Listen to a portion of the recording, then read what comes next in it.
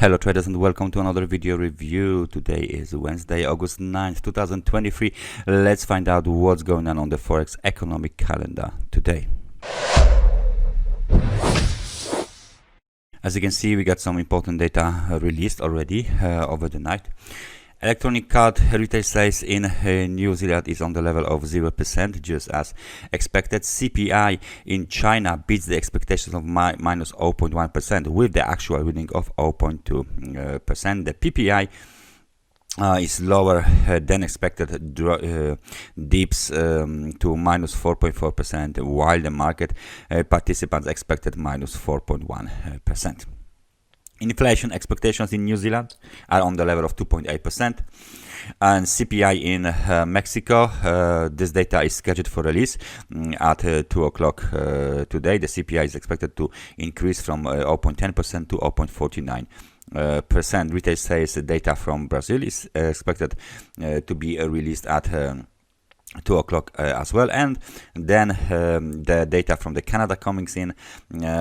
Building permits from Canada scheduled for release at 2:30, and then crude oil inventories are scheduled for release at 4:30, together with the Cushing crude oil inventories.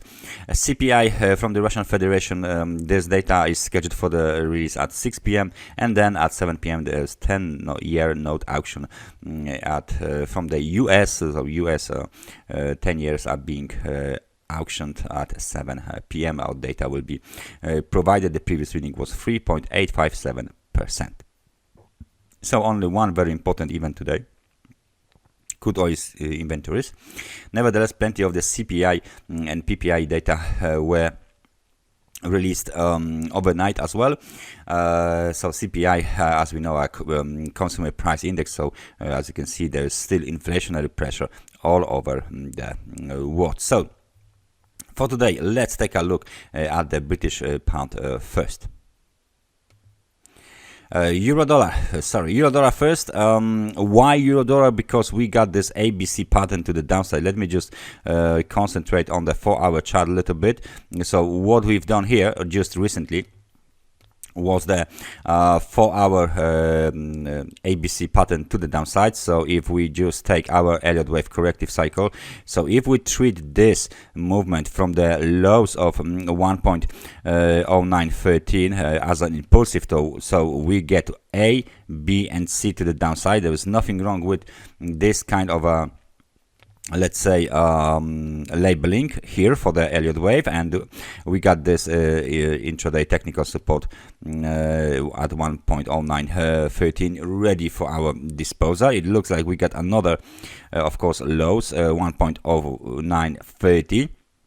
So that's the intraday low and the technical support. Now what we want to see is the test of the wave B high 1.1012, and then of course we want to see the test of the wave wave 0. As you can see, this is the apparently the local swing high at 1.1043. Just above it we got another technical resistance here, so maybe we should point it out just a little bit stronger, that there is the level of 1.1048, and this level must be violated for this market to rally higher. Very deep correction, very deep in terms of the territory. Of course, on the euro dollar, momentum is barely moving above the level of 50, so there is still room to the upside. There is still room to the upside here. So outlook for the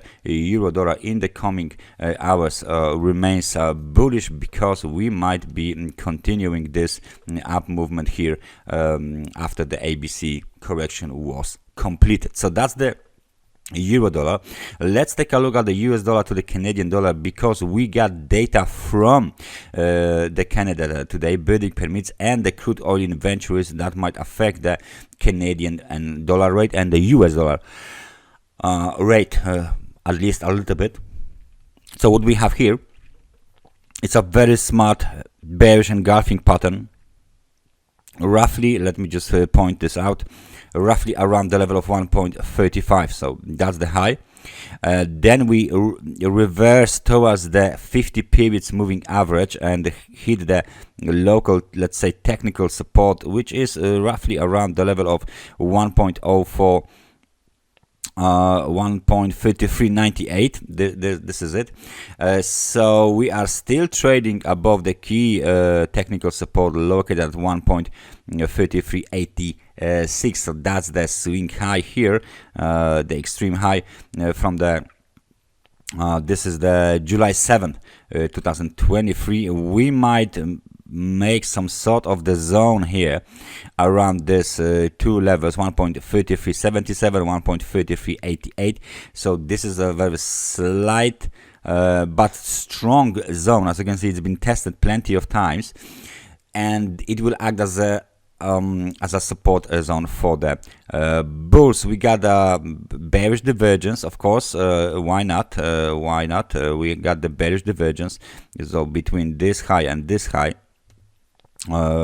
here, and of course we got the bearish divergence because there is a momentum which is here, and then the momentum is equal here, and then there's a big jump. How big is this jump on the US dollar to the Canadian dollar? Let's just find out what's the price range of this jump from the lows to the highs. 1.36%. So that's not bad, because the price has hit the 1.35 level, which is somehow a psychological level because it's a round level, 1.35. Then we can expect a movement to the downside that might extend towards the technical support levels and this demand zone. But we need a lower momentum. We need momentum to go way below the level of 50 in order to see this kind of a price action. So that's the US dollar to the Canadian dollar. Let's take a look at gold. So what is gold doing right now? It's very interesting that the gold is doing some sort of the wedge, some sort of the falling wedge. It looks slightly something like this. It might be just the it doesn't look like a textbook wedge yet, because it's very rare for the market patterns to look like a textbook examples. So for now, you can take a look here. It looks something like that. So that's pretty much some sort of the wedge is being formed on the gold market, and in that situation we got, of course, the horizontal resistance and the swing high located at 1,986. Just a little bit lower there is 1,983, and just a little bit lower there's 1,981. All right, so the situation here on the gold looks like this. We might, of course, see another. Let me just move this lower. We might see another test of this zone from the 2nd of June 2023. It's been tested, but then there was a failure. Then again, it's been tested, but there was a failure. But this failure looks much more bullish right now. So it looks much more bullish as the wedge is a continuation pattern. So what we should see here, that at some point of the time we should see a breakout to the upside. So this move here should be continued after the wedge is done. What are the levels? Well, there are not any specific levels here. It looks like this level was very, very attractive for bulls somehow, 1,927. Then there's 1,912, 1,902, and then of course the swing low at 1,892. So that's the outlook for the gold. So what is going on with the US dollar index? Okay, so let's take a look. If gold wants to go down, if gold wants to go up, what is US dollar index doing? Right now is just in between the 50 and 100 periods moving average on the 4-hour chart. So what's happened? We got this attempt to rally that didn't actually work. We got the swing high, of course, and very important technical resistance at 103.54. That was the attempt to rally. There is somehow some kind of a technical resistance here as well. We can even set it up as a zone for the bears. So we got this very narrow. We can see here technical. It used to be technical support. Then it was definitely broken. You see, this is the candle that shows you there is a breakout, a strong breakout below this zone finally, and then of course the extension to the downside. Then the bulls take control of the market, goes to the zone. Initially there is again rejection, then they try again, and then there is rejection again. So how many times they can try? Plenty of times they can try, but every time this line gets rejected, then it gets stronger. The level gets rejected, the level gets stronger. So maybe, just maybe, we should assume that this local trend line is the last, the line in the sand for the bulls. Basically any breakout below this very weak trend line, nevertheless it's still a trend line, might suggest that the bears are back in control of the market. If we even do some kind of a channel, well, you can see it even somehow works here for the bulls. Nevertheless the line is way better to keep an eye on. Of course, we got the technical support. The technical support is located at 99.55, so it's an important technical support. Then we have another technical support located at around 100. So I didn't want to touch this one. Let's leave this one here, around 100. So it's 154.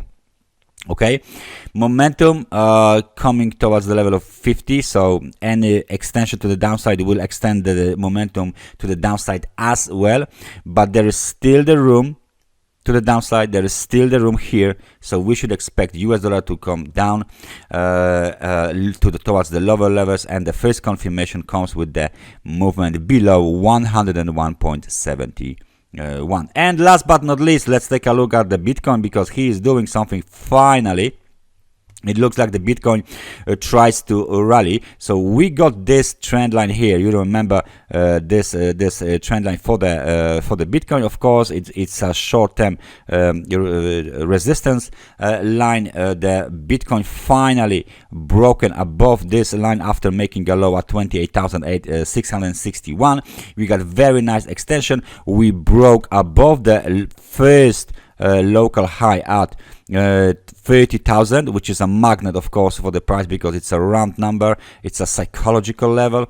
Then we can extend towards 30,332, and then there is a slightly, there's last level before the high located at 30,447. So that's the outlook for the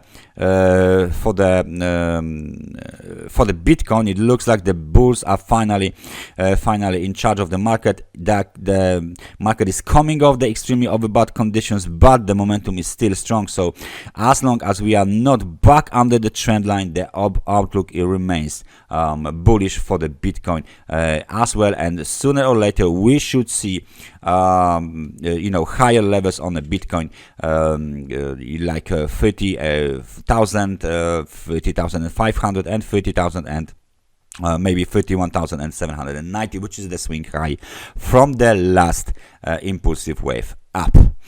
That's everything for me for today. Thank you very much for watching this analysis, and I hope I see you guys next time. So take care and bye bye.